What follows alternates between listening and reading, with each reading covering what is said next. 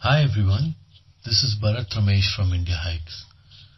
One thing that I observe at Indiahikes is that we get a lot of queries about what are the day treks to do around Bengaluru. Not many people know that there are around 20 to 25 day treks that you can do around Bengaluru, and it's just not Nandi Hills and Skandagiri. So today, I've put together 10 best treks around Bengaluru that are less explored and which you can do it yourself.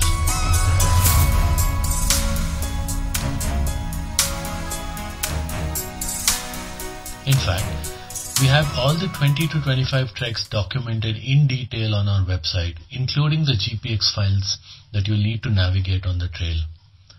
Do visit our website and make use of it. The first trek that I want to show you today is called Harihara Betta. The reason why this trek comes right on top is because 1. It is close to Bengaluru. It is just 40 kilometers from the international airport. It is less explored, and it offers you some of the greatest views from the top in this region. Nandi Hills and Skandagiri were always the popular ones in North Bengaluru, and this place was much explored later. In fact, Indiahikes documented this trek very recently a few years ago. Now, since the other two places are always crowded, this can be a good option for an offbeat trek. I would rate this as an easy trek because even if you have never trekked before, you can still go on this trek. In fact, even kids of age 8 to 10 years can do this trek. At the base of this trek is a village called Harihara, which will be the starting point of the trek. 15 to 20 minutes into the trek, you will reach a temple, which can be a good resting point as there is a big clearing right next to the temple with trees all around, giving you a nice shade to sit and enjoy the view in front of you. You'll have to be careful during monsoon season, since the trail after this section can get very slippery and challenging. Best part is this trek doesn't require you to take any permission. Also, you won't find any water or food source at the base or on the trail, so make sure you carry enough water and some snacks to munch on. And the best time to do this trek is early in the morning before the sun comes on your head, or late in the afternoon so that you can go to the top and watch sunset. Makali Durga trek. Personally, this trek is one of my top 3 treks around Bengaluru. Unlike any other treks, Makali Durga is special because it has a railway station at its base. It is very fascinating to stand at the base and see trains pass by with Makali Durga hill in the backdrop. It is such a picturesque view. Compared to the first 2 treks, I would rate this as a moderate trek because there are a couple of tricky sections on the trek. The trail is a perfect mix of muddy walk, forest section and boulder section.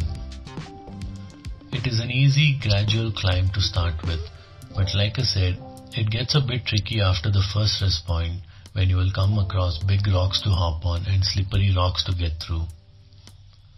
During monsoon, this section can be very challenging. On the way to the top, turn around and you get to see this beautiful lake. What is interesting is that it resembles the shape of the South America continent. Once you reach the top, you get to see the ruins of a beautiful fort built in 1600s. And with that, there is also an ancient temple of Makali Malleshwar, which completely takes you back to ancient times. Please note that you need permission from Forest Department to trek here. Make sure you carry your ID cards for that. Kunagalu Betta. Another very easy first timers trek, and it is also best kids friendly trek. Even though it is a slightly longer drive compared to Harihara Betta, this is a very good option if you're planning to go with your family and kids. The first image that comes to my mind when I think of Kunagalu Betta is the rock that resembles the face of a cute puppy. This is why we at Indiahikes have named this trek the Puppy Betta trek. This is a perfect trek to take your kids on. They will love it when they see the puppy face rock. I personally like this trek for the lush green vegetation that it offers. There is a section where you walk through a trail full of coconut trees on either side. It gives you a completely tropical feeling which we usually don't get to see on the treks, and it's a beautiful sight. Another section that I'm sure kids will love is the cave crossing section.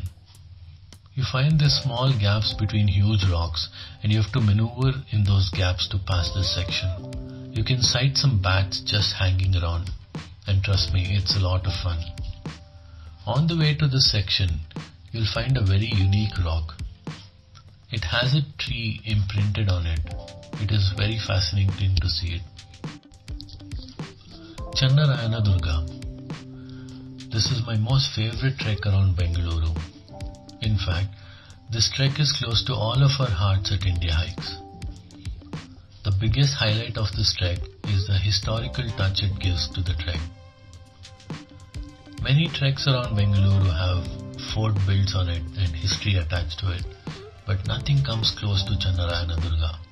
I would call this trek as an explorer's paradise because this trek has so much to offer.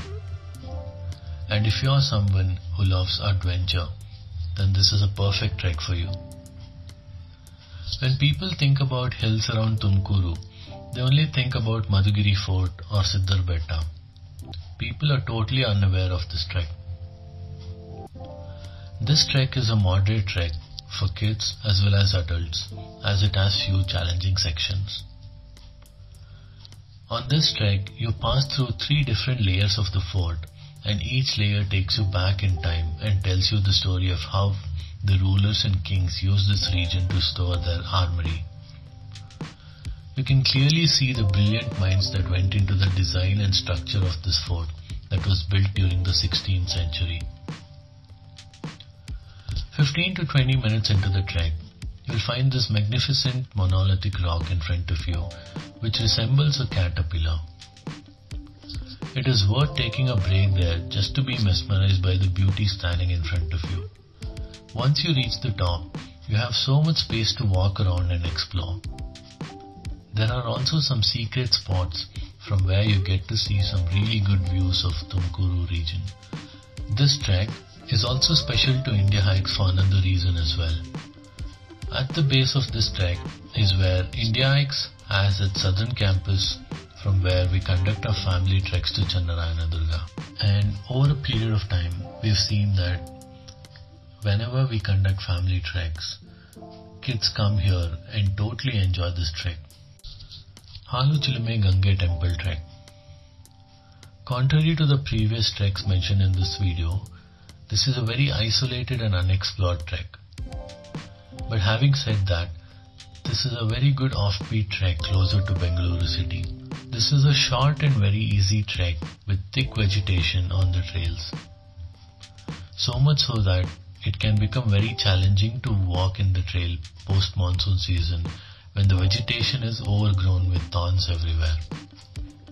In fact, when Indiahikes went to explore this trek, we couldn't find a proper trail in the first 3 attempts. Our explorers had to come back getting thorns all over their body. It was only in the 4th attempt that we could find a proper trail to go to the top. One unique observation is that you will see a very raw version of worship on this trek. I say this because you don't get to see any temples on this trek, but you see bells tied to a rock everywhere, and locals worship these rocks and nothing else. Minchikall Betta. This is one of those treks which offers so much variety in such small time. For example, at the start of the trek, you walk through a village, a farmland, and then even on a small stream as well. Not so popular among trekkers, this was once a 3-stage fortified hill. The ruins of the fort wall and temple are some wonders to think about when you're trekking here. Other than this, the top opens up to a magnificent view of Tumkur district and also Hoskote Lake. On the top, you will get to see a Hanuman temple which villagers visit occasionally to worship. The next trek that I want to talk about is something very unheard of. When we think about treks in Kolar district, the one place that comes to our mind is Gange. I want to tell you that there's another beautiful trek in Kolar called Ambaji Durga. This trek is a quick 1.5 to 2 hours drive from Bengaluru, and it is a great offbeat trek for family and kids. This is probably one of the very few treks which has multiple routes to it. You can either drive up till the base, or you can take a walk through the farmlands to reach the starting point. You will get to see some influence of Marathas in this region. From the top, you'll get to see nearby city of Chintamani and vast flatlands peppered with small hilltops. You can also spot the peaks of Nandi Hills and Skandagiri from here.